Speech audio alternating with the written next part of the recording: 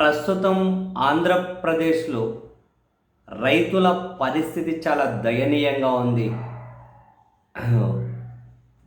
వచ్చిన పంటకు గిట్టుబాటు ధర లేక, ఆ పంట వచ్చే క్రమంలో రకరకాల ఇబ్బందులు, పంట చేతికొచ్చేంత వరకు కూడా పెట్టిన ఖర్చుకైనా రాబడి తిరిగి వస్తుందా లేదా అనే అనుమానం.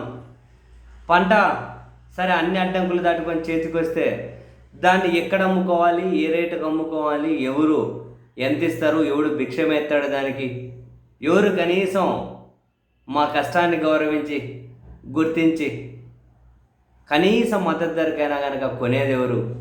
అక్కడికి పోతే మొహం చేదరించుకొని ఇంతే వస్తుంది, పోతేవో ఇస్తే లేకుంటే తీసుకుపోని సరుకు అని చెప్పి చేదరించుకునే వాళ్ళు ఎవరు? పంట పెట్టి చేతికి వచ్చేంతవరకు ఒక లెక్క, తర్వాత అది అమ్ముకునే క్రమంలో అవమానాలు మరో లెక్క. సీరియస్లీ నిజం. ఇప్పుడు మామిడి బేసిక్గా రాయలసీమలో బాగా పండుతుంది. మామిడి రైతుల కష్టాలు మామూలుగా లేవు, కానీ పట్టించుకునేది ఎవరు? అదేందో కానీ రాయలసీమ రైతుల కష్టాలు అంటే ప్రభుత్వాలకు శీతకన్ను అనే పదం కూడా తక్కువే. శనిక్కాయలు పల్లెల రైతులు కష్టాలు పడ్డారు. ఉలవలు వేసుకున్న వాళ్ళు, మామిడికాయలు వేసుకున్న వాళ్ళు, అటువైపు చూస్తే పత్తి వేసుకున్న వాళ్ళు, మిరపకాయలు వేసుకున్న వాళ్ళు, అందరు రకాల రైతులు. ప్రభుత్వం ఏమో పైన గొప్ప గొప్ప మాటలు చెబుతుంది, క్షేత్రస్థాయిలో ఏమో ఎగ్జిక్యూషన్కి నోచుకోదు. మామిడికాయనే అదే పరిస్థితి.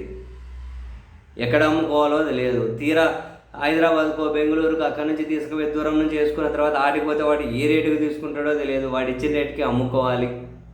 దగ్గర ఏదైనా కనుక పెద్ద మార్కెట్లు లేవు, మన దగ్గర మార్కెట్ లేవు. దానికి సంబంధించి ఎక్కడైనా కనుక జ్యూస్ ఫ్యాక్టరీ లాంటివి, ఇంకో అట్లా ఫ్యాక్టరీ లాంటివి లేవు. ఆ ఉన్న ఫ్యాక్టరీల దగ్గర పైన ప్రభుత్వం చెప్పే ధర ఒకటి, ఆడ వాళ్ళు చెప్పే ధర ఒకటి, దాని కింద దళారీ చెప్పే ధర ఒకటి, ఇస్తే లేకుండా తీసుకుపోయి సరుకు అంటారు. తీరా ఖర్చులన్నీ పెట్టుకొని ఆడికి తీసుకుపోయిన తర్వాత ఎంతో గంత ఇచ్చినాలి అని చెప్పి వాళ్ళ దగ్గర తీసుకోవాలి. ఇంకా అసలు ధరే పోవట్లే. మామిడికాయలు అక్కడికి తీసుకెళ్ళినా కూడా ట్రాన్స్పోర్ట్ ఛార్జ్ కానీ రావడం లేదు అని రోడ్డు పక్కన కుప్పలు ఇసిరేసుకునే పరిస్థితి.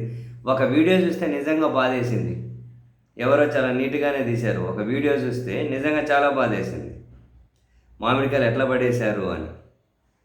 ఇది పొంగనూరు పీలేరు దారి మధ్యలో మామిడికాయలు రోడ్డు పక్కన ఎట్లా పడేశారు.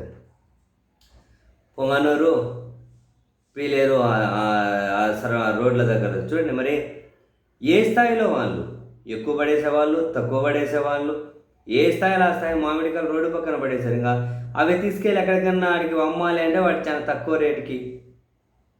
చూడండి ఇవన్నీ మామిడికాయలు రోడ్డు పక్కన, మామిడికాయలు చూడండి రోడ్డు పక్కన, ఇవన్నీ మామిడికాయలు పడేశారు.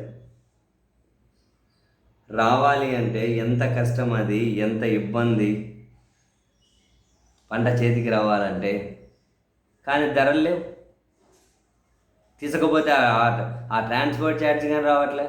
ఎక్కడైనా ప్రభుత్వం ఈ మామిడికాయల రైతుల కష్టాల మీద కానీ, ఆ ధరల మీద కానీ, వాళ్ళ కాసింత కనీసం వాళ్ళ కష్టాన్ని గౌరవించేంత డబ్బులైనా వాళ్ళకి దక్కే విధంగా ఒక్క రివ్యూ సమీక్ష చేశారండి? ముఖ్యమంత్రి గారు కానీ, వ్యవసాయ శాఖ మంత్రి గారు కానీ, ఇంకో మంత్రి గారు కానీ ఒక్కరైనా రివ్యూ అయినా చేశారా అండి? వీళ్ళ సమస్యలను ఒక్కరైనా అడ్రస్ చేశారా అండి? వాళ్ళ కాసింతైనా కనుక ఉపశమనం కలిగే విధంగా ఒక్క నిర్ణయమైన ఎగ్జిక్యూషన్ జరిగిందా అండి? ఎందుకండి అంత చులకన రైతులు అంటే? ఎందుకు అంత చులకన? రోడ్డు పక్కన పడేయాలంటే పంట ఎంత బాధేస్తూ ఉంటుంది. ఏం చెప్తాం? ఇవన్నీ జనాలన్నీ ఒక ప్రభుత్వం వచ్చింది అంటే ఫస్ట్ రోజు నుంచి చివరి రోజు వరకు జనాలు కూడా అన్నీ క్యాలిక్యులేట్ చేసుకోవాలి. మంచి జరుగుతుందా, చెడు జరుగుతుందా, ఏ నిర్ణయాలు ఎట్లున్నాయి, అంత చైతన్యం జనంలో రావాలి. ఫైనల్గా మంచి స్కోర్ ఉన్న వాళ్ళ వైపు మొగ్గు చూపాలి. ఏమన్నా ఏం చేసినా ఏం చేయకుండా పట్టించుకునేది ఏంది? లాస్ట్ నెల రోజులు ఏదో విధంగా ప్రజలను మెస్మరైజ్ చేసి వాళ్ళు నమ్మేస్తారనుకొని అటువంటి పార్టీలు, అటువంటి నాయకులు కనుక ఉంటే ప్రజలకి ఎట్లా మేలు జరుగుతుందిలేండి.